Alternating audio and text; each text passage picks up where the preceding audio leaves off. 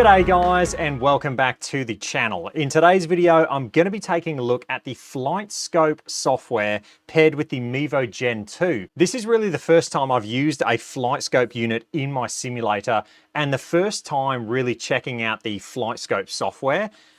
And I've been through it just to kind of get my eyes around it and have a look at it.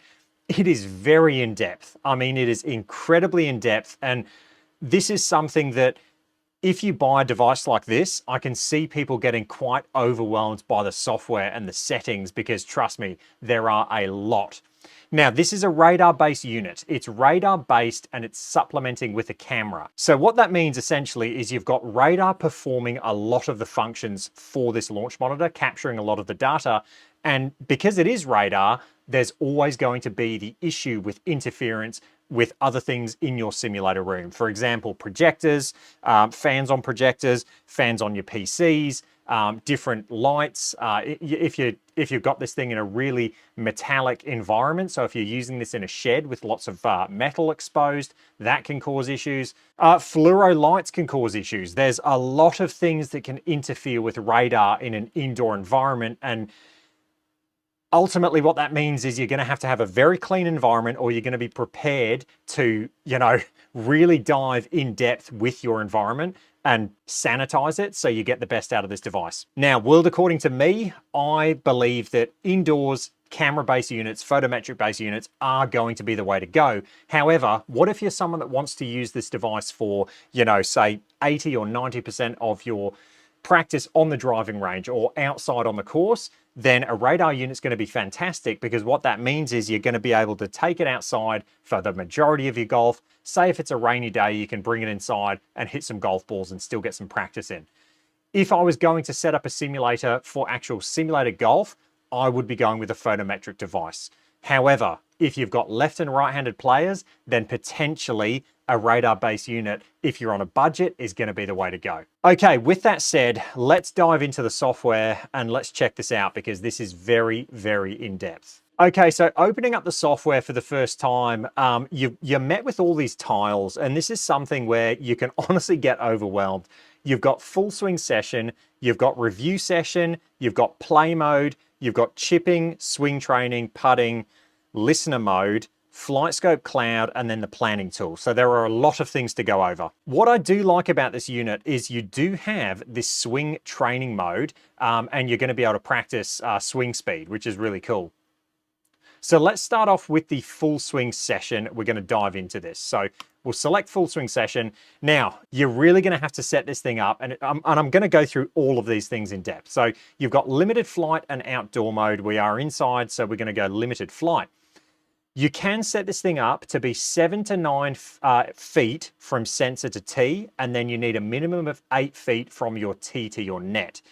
Now, depending on your swing speed with drivers, or your ball speed, sorry, we'll get into it, but spin is going to be potentially an issue, but they're saying you need 8 feet minimum from your ball to your impact screen. I do have that. I currently have mine set up 7 feet from my ball to unit, and then I've got 9 feet from my ball to screen. So we'll go next. Okay, the next thing, it's going to be the radar setup. So you're going to want this thing to be 12 degrees of tilt or thereabouts, and then as close to 0 as possible for the roll. Now, to do this, I recommend, and I am very thankful to these guys for sending me not only this, but also the unit to test. I recommend using one of these Mevo Gen2 launch monitor stands, these leveling stands from Claire's Prints. Now, I'll link these in the description, but what this means is you're going to be able to get the unit perfectly level and also the same height as your hitting mat, and you're going to be able to adjust individually one of these 3 feet to get it perfectly level. The other thing it has is a laser, so you're going to get it perfectly aligned as well. Not only can you use these indoors, you can also use these outdoors, because when you practice on a driving range, when you set these radar units up, it's not always going to be perfectly level ground, and that's where having something like this is going to allow you to get it perfectly level, so it's reading 12 degrees of tilt and 0.0 for the roll. So definitely check these out. Massive shout out to Claire and David for sending me this unit for testing, also sending me 2 of these stands This stand is going to be given away at some point, so definitely stay tuned. If you want to have a chance at winning this stand, let me know in the comment section. So what we do in this screen is we set up our unit distance. So you're going to go, for me personally, 7 foot from unit to ball. That is perfect. And then also you can adjust your tee surface height. For me, I don't have to do that because using the stand, I've got it perfectly level with my hitting mat. Once that's all good, you can click next, and then it's going to take you to your target alignment. So this is using the camera in the device, and also you can see a line on the screen there, so you can actually align this thing perfectly to where you're going to be hitting. I think this is fantastic, and using this on the driving range as well is fantastic. Just like the MLM2 Pro, you're going to be able to get this thing perfectly aligned to where you're hitting. So once you're happy with that, you can record a shot, and it's going to say setup verification. So I'll do a quick chip shot now with my pitching wedge. I am using RCT golf balls, and we'll just get this thing set up, and we will hit a chip shot to verify where we're hitting from. And you can see there, it says lighting conditions are sufficient to use advanced fusion mode. So we've got good lighting and everything works there. As you can see, it's registered the shot. Now that little dot, it's going to put that blue dot horizontally where you're actually hitting from. So I'll hit one further to the right. And as you can see, the blue dot moves further to the right. So it's showing you how wide this hitting area is. And this hitting area is quite wide, to be honest. Hit another one from the left, and you can see I've got far more room to the left if I wanted to, which is good. The reason I have the launch monitor set up where I do is because on that left-hand side, that's where I putt from. So I've got it almost optimized for, it's halfway in between where I'm going to hit from, where I'm going to putt from. So it's perfectly optimized for both. Now, what I should have said as well, in this target alignment, you get this yellow box there that you can see, and that is where you're hitting from. So you can see that I have mine almost optimized to go right through where I'm putting from, and then I've got this room to the right to hit from. So once we're happy with our verification, we can select OK, and the lighting conditions, like I said, are sufficient for this advanced fusion mode, which we can toggle in GS Pro when we play GS Pro. So we'll go OK. Now it's going to go to the environment within the software. So you can see we've got FlightScope standard sea level, which is telling you the pressure, the altitude is 0, temperature 77, humidity is 50%, and there's no wind. Now you can set if you want soft ground, medium ground, or hard ground. That's going to influence how much roll you get in the software. So medium is fine. We'll click next, and this is going to log the session name, so you can call it whatever you want. And then players, myself, clubs, you can see, and then finally golf ball. We'll change that to RCT because we are using RCT golf balls today. Once you select OK, we are ready to go. We're ready for our first shot. So I'm going to hit a shot just so we can get all the data on the screen, and I'll just hit a pitching wedge. What I should do really is let's select pitching wedge. So top left-hand corner, you can select pitching wedge. Oh, that was a bad shot. But as you can see, we've had a shot go into the world. In terms of the data, it looks pretty good. So I duffed it. Ball speed's going to be down. Spin rates look really good for a pitching wedge. The distance all looks really good. Vertical, horizontal launch angle there, all looks good. Let's hit another shot. We'll hopefully hit this one a bit more solid. Okay, that was a nice shot. Okay, let's talk about the data. So, what are you getting from this device? You're getting all of your ball metrics. So what are your ball metrics?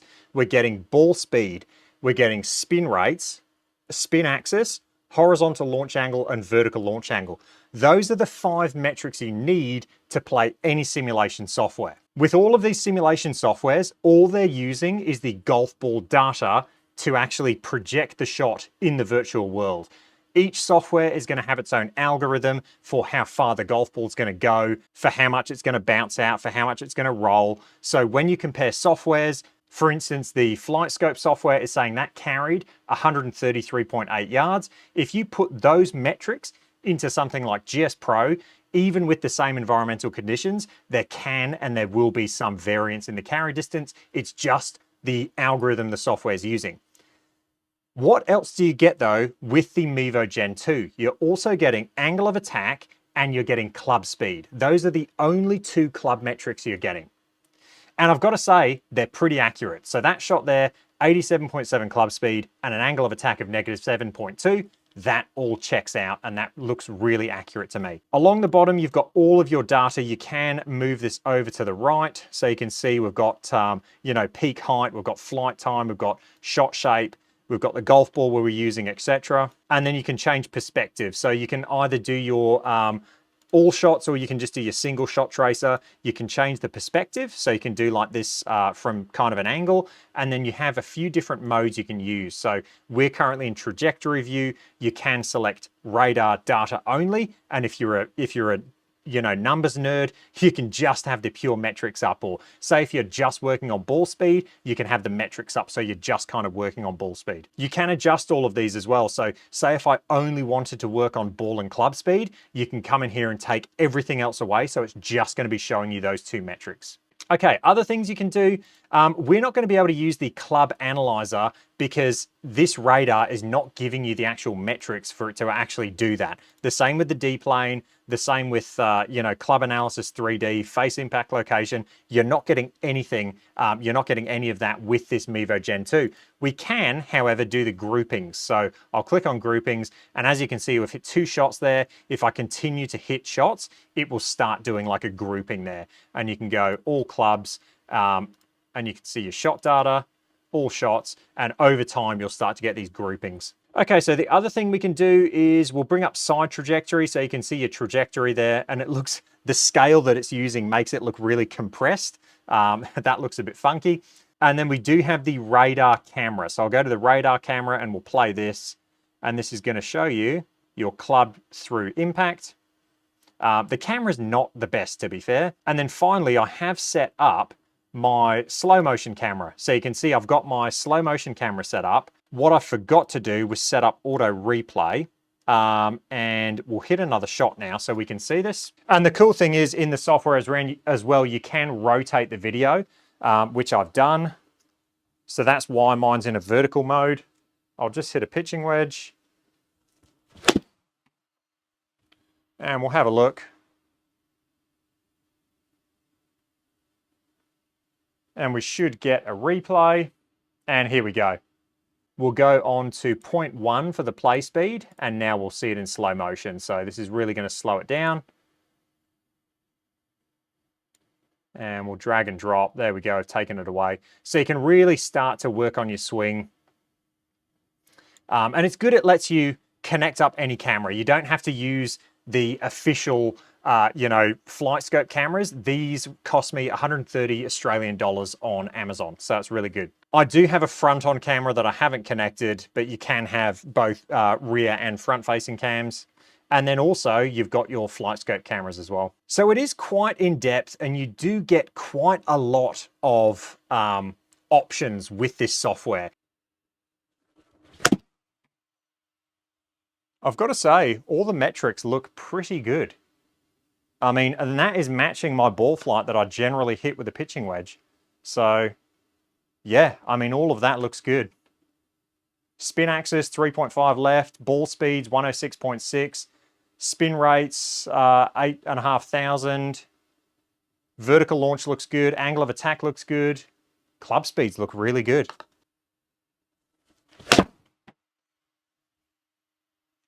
I mean, again, all of that looks really good. Same shot shape that I'd expect. Let's try and hit some 4-irons. And we'll just see what the data looks like with the 4-irons. Flush that. A little bit left. But I mean, yeah, club speed looks good. Ball speed looks good. Spin axis. Yeah, it's, I mean, the data checks out. The data checks out. It's going to be interesting comparing this to the GC3. Yeah, another nice shot. And yeah, I've got to say, it all checks out. A little bit of a fade there. Club speed looks good. Ball speed looks good. Shot shape. We'll see. We're going to see how shot shape goes. We're going to compare this to the GC3 and will really check shot shape in future videos. So that is your driving range. From there you have play mode. So play mode is essentially going to be the same thing as the full swing session, except it's not going to save any of the data. So you can just do long practice sessions and you're not going to be able to review your data after the fact. Let's go on to chipping now. So we'll set up chipping, and I'll just bang through all of this. We know it's all set up correctly. And then RCT golf ball. And let's go start new session. Okay, so this unit, it's got a radar mode for full swings, it's got a radar mode for chipping, and it's got a radar mode for putting.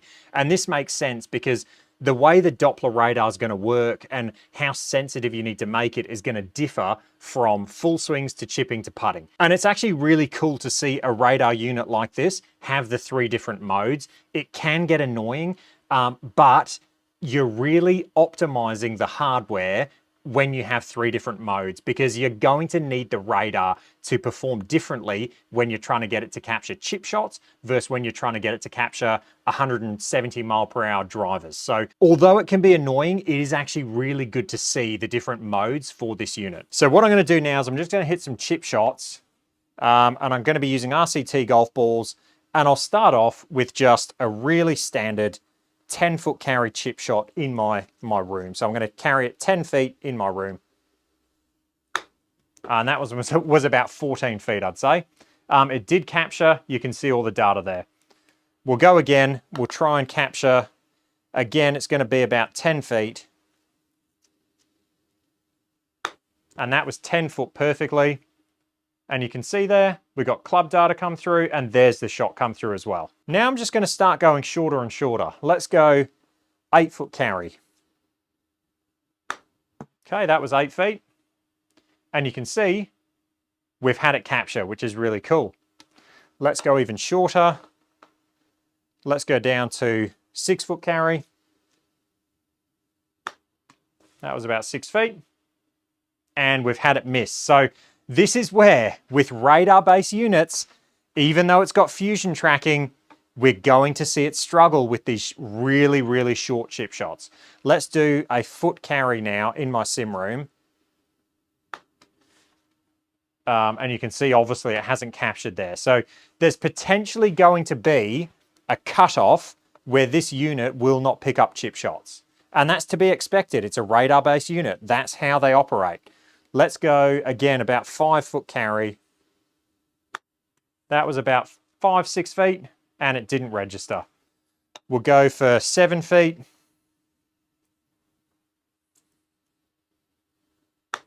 Okay, that was 8 feet, and it registered. So there's going to be a cutoff. Where that cutoff is, I will find it when I do my in-depth testing. Before I finish up, let's hit some flop shots. I'll just hit a few flop shots. Okay. You can see that captured. It captured spin rate, and then it thought about it, and it was like, nah, I'm not going to put that through. So that didn't get sent through. We'll try and do another flop shot. And there we go, it registered. Ball flight was a bit funny the first time, but it did register, and there's the shot. We'll go again.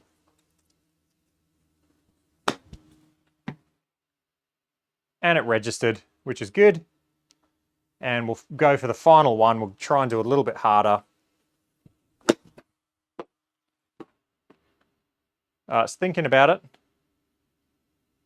You can see the metrics it captured, but it's just not liking that fuller flop shot. So we'll go again. And potentially this is where the chipping mode isn't going to work.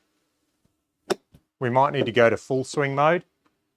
It's got club speed, angle of attack, and it's just not liking those fuller flop shots. And again, that's potentially where the radar mode is going to really be important, depending on the type of flop shot or the type of shot you're trying to hit. So it's only capturing a couple of metrics there. Whereas if we hit just a bog standard chip shot, we'll just hit like a 10-foot carry chip shot, a little bit to the right, and it captured the shot there. So you can see that. Very interesting. We will definitely be testing this thing in depth. Okay, finally, let's check out the putting, which is really what I wanted to check out. So you can see all of our setup is good. I'm just going to bang through this. Stimp distance. Let's have a look at stimp. So in my room, I'm about 10 stimp. So we'll select 10.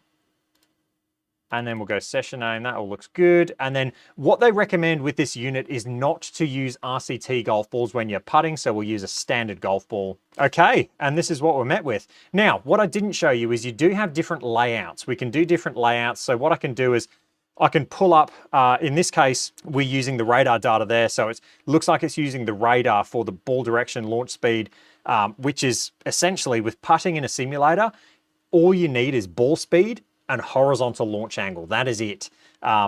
These units, even the photometric based units we use, with the exception of probably GC Quad, they're really not that accurate. And I mean, even GC Quad, arguably you'd need a Quintic to be able to correctly read the spin and spin axis of the golf ball to then tell the software with this skid and roll, this is how the golf ball is going to react. Launch monitors haven't got that good for putting. So all these launch monitors are taking in these simulation softwares, all they're taking is launch speed and then horizontal launch angle. So let's hit some putts. Again, we're not going to use an RCT golf ball, so I'm just going to be using my TaylorMade Pix ball, and I'm just going to hit a standard 10-foot putt in my sim. Okay, that one went 10 feet. And there you can see all the metrics. Now, launch direction, 10.8 left. I don't know about that. That's making me question alignment. Because that is, yeah, that's interesting. We'll go again. And if it says 10.8 left, I'm going to question alignment. Perfect roll. 5.8 left. Okay, that's interesting.